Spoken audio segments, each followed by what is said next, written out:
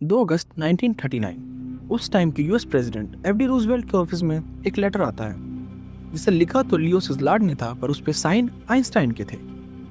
उस लेटर में लिखा था, न्यूक्लियर फिजन जैसे फिनोमेना बहुत ही खतरनाक न्यूक्लियर बॉम्ब के जन्म का कारण बन सकते हैं। जर्मनी ने चेकोस्लोवाकिया के जितने भी यूरेनियम पोर्ट्स हैं उन पे कब्जा कर लिया है और यूरेनियम के एक्सपोर्ट्स पर रोक लगा दिया है। जर्मनी के सेक्रेटरी ऑफ स्टेट का बेटा वॉन वाइसेगर बर्लिन के कैसर विलियम इंस्टीट्यूट से जुड़ा हुआ है और अमेरिकन ने यूरेनियम पर जितना भी काम किया है उसे फिर से बर्लिन में रिपीट किया जा रहा है।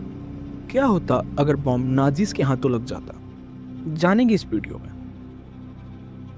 आगे बढ़ने से पहले हम ये जानेंगे कि एटम बॉम्ब किस फिनोमेना पर बनाया गया था। जैसा कि आपको पता है, एटम के सेंटर में न्यूक्लियस होता है और इस न्यूक्लियस में न्यूट्रॉन और प्रोटॉन होते हैं। इस न्यूक्लियस के अराउंड इलेक्ट्रॉन्स रिवॉल्व करते हैं। अब पीरियडिक टेबल में जितना ही नीचे जाएंगे हमें उतने ही भारी न्यूक्लियस मिलेंगे।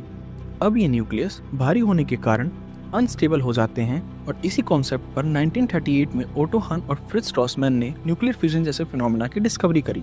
जब एक न्यूट्रॉन को बॉम्बार्ड करवाते हैं हैवी न्यूक्लियस लाइक यूरेनियम 235, तो यूरेनियम 2 स्टेबल फ्रेगमेंट्स में ब्रेक हो जाता है, जिसके साथ 3 न्यूट्रॉन और इमेंस एनर्जी रिलीज होती है। जब आइंस्टाइन को इस डिस्कवरी के बारे में पता चला तो उन्होंने लेटर में कहा कि अगर इसी तरह यह प्रोसेस एक बड़े अमाउंट यूरेनियम के साथ किया तो शायद एक चेन रिएक्शन शुरू हो सकती है और जिससे बहुत बड़े अमाउंट में एनर्जी निकलेगी, जिससे एक मास डिस्ट्रक्टिव बॉम्ब बनाया जा सकता है। वर्ल्ड वॉर 2 से पहले जर्मनी एडवांस फिजिक्स का सेंटर था और अगर आज से कंपेयर करें तो सन, MIT, नासा के लेवल की एडवांसमेंट उस टाइम पर जर्मनी में Heisenberg, Planck, Born, Bohr, Pauli, Schrodinger जैसे साइंटिस्ट थे जिनके लिए बॉम्ब बनाना बिल्कुल भी मुश्किल नहीं था।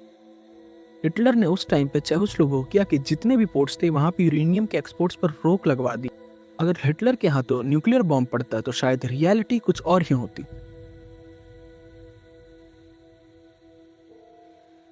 वर्ल्ड वॉर के टाइम पर हिटलर और उसकी आर्मी एक वॉर स्ट्रेटेजी का यूज करती थी, ब्लिट्जक्रेग।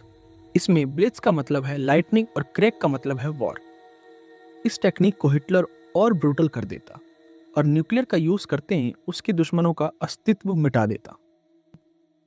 सबसे पहले वो हमला करता लंदन पर, जिसके बाद मॉस्को, पेरिस और लास्ट में न्यूयॉर्क। और जैसे 1 से 2 बॉम्ब ने पूरे जापान को सरेंडर करवा दिया, वैसे ही ये नेशन घुटने टेक देते।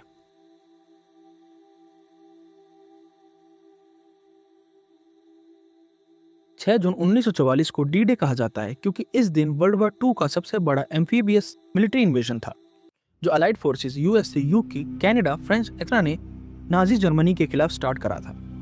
यही टाइम था जब नाजीज और हिटलर के रूल के एंड की शुरुआत हुई। लेकिन क्या होता अगर बॉम्ब नाजीज के हाथों होता, तो शायद ये अलाइड फोर्सेस कभी रिस्क नहीं लेती कि वो डी डे जैसा कदम उठाएं।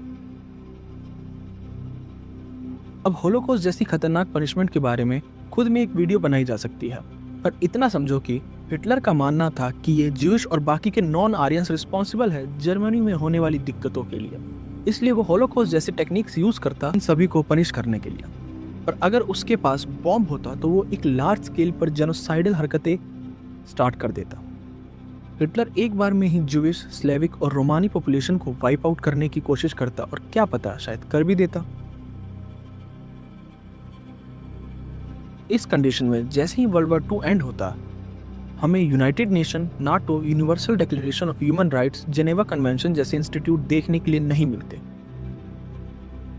न्यूक्लियर साइंस प्रोग्रेस और ह्यूमैनिटी के भले के लिए नहीं, बल्कि डर और बर्बादी फैलाने के लिए इस्तेमाल होती। हिटलर और बॉम्ब के बीच में बस एक ही प्रॉब्लम थी। उस टाइम पर जर्मनी ने भले ही न्यूक्लियर फिजन के बारे में पता लगा लिया, पर उन्हें एक प्रॉब्लम थी, उन्हें यूरेनियम को एफिशिएंटली एनरिच करना नहीं आता था। यूरेनियम को एनरिच करने की प्रॉब्लम अमेरिका भी फेस कर रहा था, बट उनके मैनहट्टन प्रोजेक्ट में हजारों साइंटिस्ट थे जिन्होंने दिन रात इस प्रोजेक्ट पर काम किया और फाइनली इस प्रॉब्लम को सॉल्व किया।